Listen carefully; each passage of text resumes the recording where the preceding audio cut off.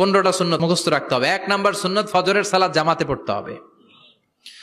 2 নামাজ মুনাফিকদের কাছে সবচেয়ে কঠিন, একটা হচ্ছে ফজরের নামাজ আর একটা এশার নামাজ। 2 নাম্বার সুন্নাহ হচ্ছে আসওয়াক, মেসওয়াক করা। মাতফারাতুন লিল ফাম মারদাতুন লির রব, মেসওয়াক করলে দাঁত পরিষ্কার থাকে, আল্লাহ খুশি হয়ে যায়। বিশ্বনবী বলেছেন, যদি আমার উম্মতের জন্য কষ্ট না হতো প্রত্যেক নামাজের আগে মেসওয়াক করা আমি ফরজ করে দিতাম। সুবহানাল্লাহ। মেসওয়াক ছিল বিশ্বনবীর জীবনে শেষ আমল। এই মেসওয়াক করে বিশ্বনবী শেষ নিঃশ্বাস ত্যাগ করেছেন। বিশ্বনবী বলতেন, নি'মা সিওয়াকিয়া যাইতুন ফাইন্নাহু সিওয়াকি ওয়া সিওয়াকুল আমবিয়া মিন ক্বাবলি। জাইতুনের ডালের মেসওয়াক কতই না ভালো, কারণ এটা দিয়ে আমিও মেসওয়াক করি, আমার আগে সব নবীরাই জাইতুনের ডাল দিয়ে মেসওয়াক করেছে। সুবহানাল্লাহ। 3 নাম্বার হচ্ছে দুহুন, তেল মালিশ করবেন। বিশ্বনবী জাইতুনের তেল চুলে আর গায়ে দিতেন। বিশ্বনবী বলতেন, ওয়াদাহিনু ফাইন্না ফিত তাদহিনে বারাকাত। তেল খাও, তেল দাও, তেল মালিশ করো, তেলের ভেতরে আল্লাহ বরকত ঢুকাইয়া দিছে।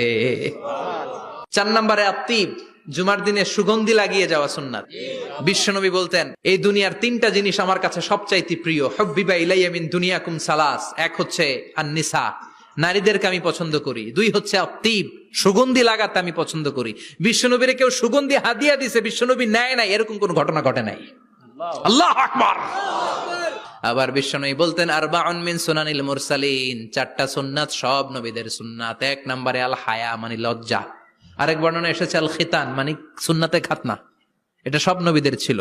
আর সেওয়াক, সব নবীরা মেসওয়াক করেছেন। আত্তিব, সব নবীরা আতর লাগিয়েছেন। আর নিকাহ, সব নবীরা বিয়েও করেছেন। চিল্লায় পড়েন আল্লাহু আকবার। আর লিবাস আহসানা সিয়াব, সুন্দর জামা পরা। নট নেসেসারি যে নতুন জামা হতে হবে, পুরাতন জামাও ধুয়ে আয়রন করে পরলে একটা সৌন্দর্য আছে না নাই? ইন্নাল্লাহা জামিল ওয়া ইউহিব্বুল জামাল। আল্লাহ নিজে সুন্দর, সৌন্দর্যকে আল্লাহ পছন্দ করেন। এরপরে ইকসারুস সালাহ আলান নবী, বিশ্বনবীর উপর বেশি বেশি দুরূদ পড়া।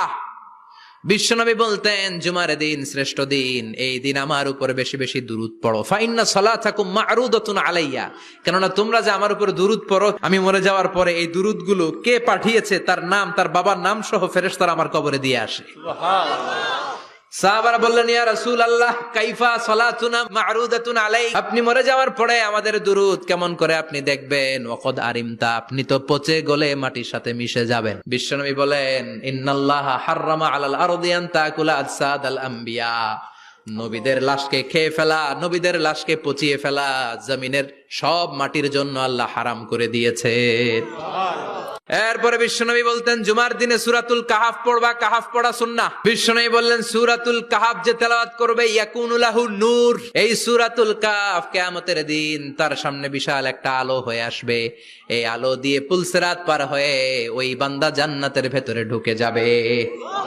আবার বিশ্বনবী বলেন, যারা সূরাতুল কাহাফের প্রথম 10 আয়াত তেলাওয়াত করবে জুমার দিন, শেষের 10 আয়াত যারা জুমার দিন তেলাওয়াত করবে, দাজ্জালের ফিতনা থেকে তাদেরকে মুক্ত রাখবে কে?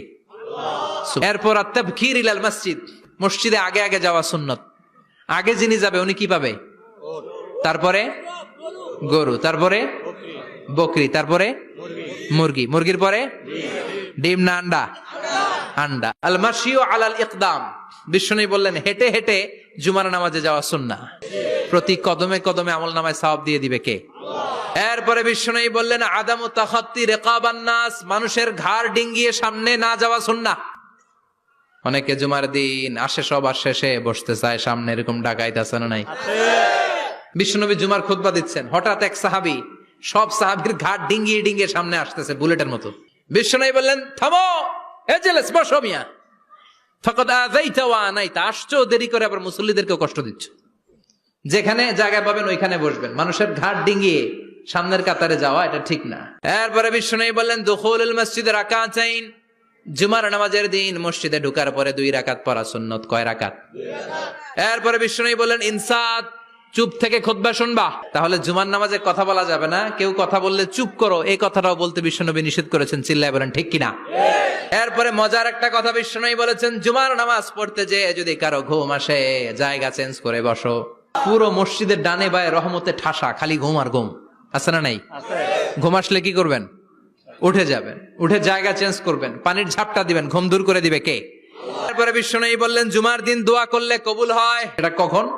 অনেক ইখতিলাফ আছে, বেশিরভাগ মুহাদ্দিসিন বলেছেন জুমার দিন আসরের নামাজের পর থেকে মাগরিবের আগ পর্যন্ত, বিশেষ করে মাগরিবের আগের আধা ঘন্টা, এই সময় আল্লাহর কাছে বান্দা যদি কিছু চায়, এই দোয়া আল্লাহ ফিরিয়ে দেয় না। এই 15টা সুন্নাত আমল করা যাবে তো? সবাই রাজি?